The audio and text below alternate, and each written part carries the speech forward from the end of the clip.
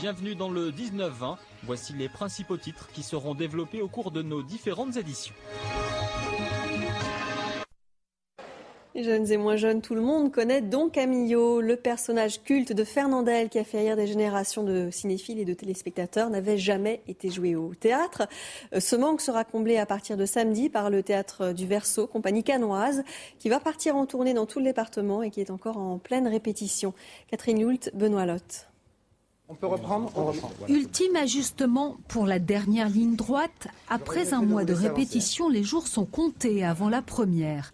J'aurais mieux fait de vous laisser avancer. J'aurais eu le plaisir de voir sauter le plus noir des réactionnaires. Oh, mais je me serais toujours arrêté à temps. Ah ouais, pourquoi? Parce que je savais que dans la cave de la maison vieille, il y avait 6 bidons d'essence, 95 fusils, 300 grenades. Pour les comédiens et le metteur en scène, la pression monte inexorablement, car c'est bien la première fois qu'en France, la pièce Don Camillo et Pépone est jouée sur les planches. Je devrais vous assommer. J'ai un peu le cœur qui bat, mais comme on est en train de répéter et qu'on travaille 8 heures par jour, je n'ai pas trop le temps de penser encore à ça. On essaie de régler petit détail après petit détail, et donc voilà, ça se fait au fur et à mesure.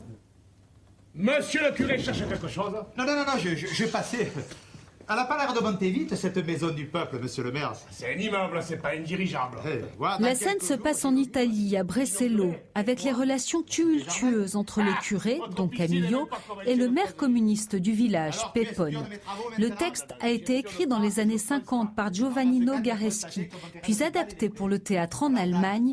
En France, il fait partie du patrimoine cinématographique avec Fernandel et Gino Cervi. Écoutez, c'est très simple, on n'y pense pas. On aborde le rôle comme tous les autres rôles, mais la particularité de ce rôle, c'est que vous savez, moi j'ai eu beaucoup de partenaires dans ma vie au théâtre. Mais un partenaire comme celui-là, je dois dire que c'est vraiment spécial. Jésus, je le pulvérise. Il n'en est pas question. J'ai pardonné, tu dois pardonner aussi.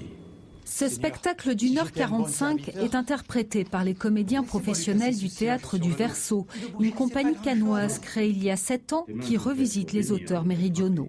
Notre rôle à nous aussi artistes, c'est de continuer à faire passer le message durant toutes ces années et à ne pas faire que certaines œuvres tombent dans les oubliettes.